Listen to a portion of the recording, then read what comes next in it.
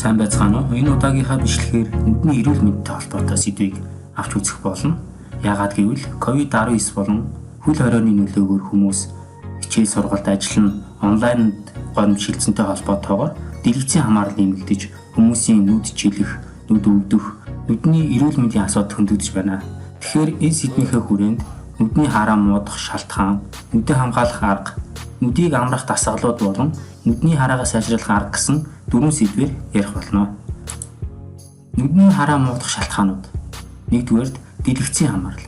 Дэлгэцийн хамаарал гэдэг телевиз, компьютер, гар утас, таблет зэрэг хамаарна. Энэ нь улам бүр нэмэгдэж байгаатай холбоотойгоор хүмүүсийн дэлгэцийн хамаарлыг шалтгаалсан нүд жилэх, хараа муудах, нүд өвдөх зэрэг асуудлууд гарсаар байна. Дараагийн шалтгаан бол торлогийн эсүүд гэмтэх. Торлогийн эсүүд нь гадны нөлөөтэй гэмтэх болон тухайн хүний наснаас хамаарч эсүүд гэмтэх, хөгшрөх үйл явц явагддаг байна. Хит хурц гэрэл. Хит хурц гэрэл нь бүх төрлийн гэрэлтүүлэг болон байгалийн гэрэлч хамаарна. Өвлийн үйлрэлд хурц гэрэл, хурц нар байхгүй гэж боддог боловч цагаан цасан дээр ойсон нарны гэрэл нь хурц гэрэл болж хувирдаг. Бүдэг гэрэлд ном унших. Бүдэг гэрэлд ном унших нь хүний нүд жилэх, улмаар, хараа муудах, нүд өвдөх эрсдэлтэй байдаг. Байнга нүдээ бодох. Байнга нүдээ боддог эмэгтэйчүүдийн хувьд нүдний хараа муудах тохиолдол гардаг. Мөн энэ нь нүдний бодог гэх бүтээгдэхүүний чанартай мөн холбоотой. Буруу хооллолт. Буруу хооллолт гэдэг тэтэрхий их үр тариа агуулсан бүтээгдэхүүнийг байнга хэрэглэх, олон төрлийн хүнс хэрэглэхгүй байхтай холбоотойгоор нүдний хараа муудах тохиолдол байдаг. Нойрын хэмээл алдагдах. Байгалийн цагаараа унтахгүй байх, шөнө нойргүй хонох, хит их хүчилж ажиллах, хичээл хийх зэргээс хамаарч хүний нүд өвдөх, дулаах, аажмаар нүдний хараанд нөлөөлөх эрсдэлтэй. Хит ойроос ном унших. Ном унших нь хэдий сайн боловч тэтэрхий ойроос харж унших нь мөн нүдний булчин болон нүдний хараанд муугар нөлөөлдөг. Нүдээ нухах. Бага насны хүүхдүүд болон насанд хүрсэн хүмүүс нүдээ нухах нь хэвийн үзэл гэж боддог боловч нүдээ байн хүчтэй нухаж байх нь нүдний торлогийн эсүүд гэмтэх, нүдний хараа муудах бас нэгэн хүчин зүйл болдог байна. Харааны линз буруу хэрэглэх.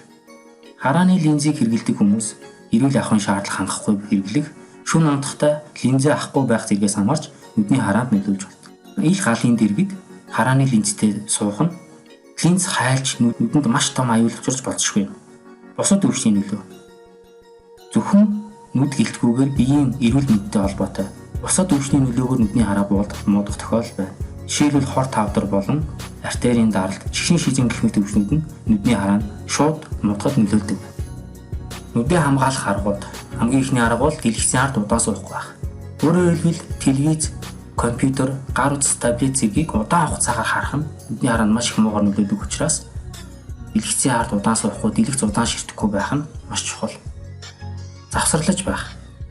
Мэдээж хэрэг ажил хичээлээ хийж байгаа үед дэлгэц харахаас өөр аргагүй болж болно. Энэ тохиолдолд 30 минут дэлгэц харсан бол эсвэл 30 минут ном уншсан бол 30 секунд нүдээ амраагаад үргэлжлүүлээ 30 минут дэлгэц харах, ном унших зэргээр хөгжлүүлж болно. Хурц гэрлээс болгоомжлох. Хөл бүрийн гэрэлтүүлэг болон байгалийн хурц гэрлээс болгоомжлох хэрэгтэй. Нүдний шил зүүх. Заавал хараа муутай хүмүүс нүдний шил зүүн гэсэн үг биш. Компьютер болон дэлгэцээс өөрийнхөө нүдийг хамгаалахын тулд туяаны хамгаалалттай шил мөн зүүж болно. Мөн өвөл зууны аль ч улиралд нь нарны болон гоёлын шилийг зүүснээрээ нүдээ хамгааж болох юм. Нүд гэмтэх эрс зүйлээс сэргийлэх. Хурц өдөөтэй зүйл болон тоосонцор тодорхой ширхэгтэй зүйлээс нүдээ хамгаалах, түүнээс сэргийлж байх нь чухал. Эрүүл хоол хүнс сэргийлэх. Зөвхөн нэг төрлийн хоол биш, олон төрлийн хоол хүнс, А витамин болон бусад амин тэмээр баялаг хоол хүнсийг хэрэглэх нь зүйтэй. Дэлгэцийн гэрлийг тохируулах. Гар утас, компьютер, телевизэр гээд бүхий л дэлгэцтэй зүйлс нь тохируулах боломжтой байдаг бөгөөд хит тод биш, мөн хит бүдэг биш, тохирсон хэмжээнд тохируулах нь чухал юм. Нүдний эмчит тогтмол үзүүлж байх. Нүдний эмчит тогтмол үзүүлж байснараа та нүдний хараа муудахаас хамгаалж болно. Архаг өвчнөөс сэргийлэх. Бусад төрлийн архаг өвчнөөс мөн сэргийлж эмчийн үзэгт хамруулж байх нь нүдээ хамгаалах бас нэгэн арга болдог. Унтахаас 2 цагийн өмнө дэлгэцээс холдох. Ихэнх хүмүүс унтахынхаа өмнө дэлгэц хардаг муу зуршийг бий болгосон байдаг.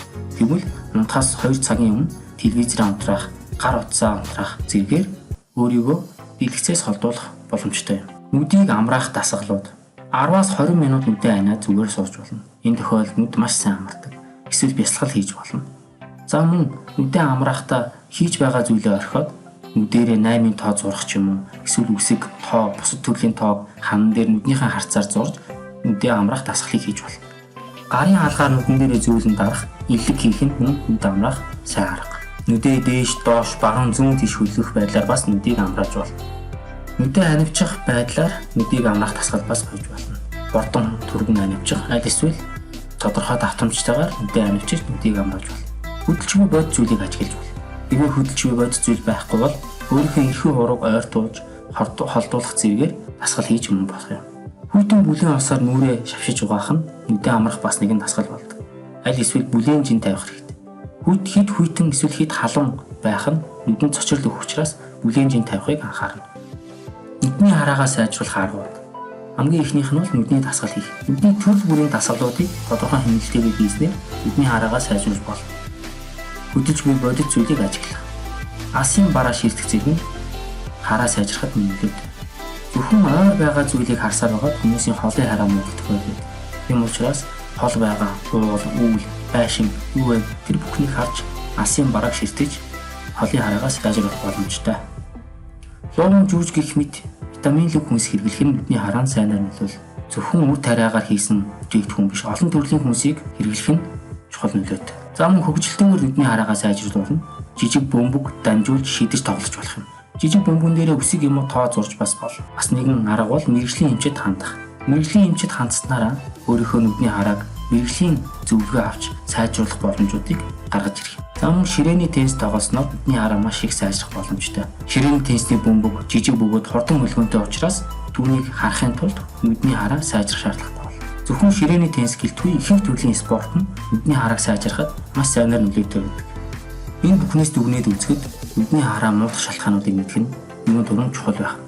Мөн нүдээ хамгаалах аргууд, нүдээ амрах дасгалууд, нүдний хараагаа сайжруулах аргуудыг тогтмол үр дүнтэйгээр хэрэгжилж байхыг ирмэлцэх нь чухал юм. Анхаарал хандуулсанд баярлалаа.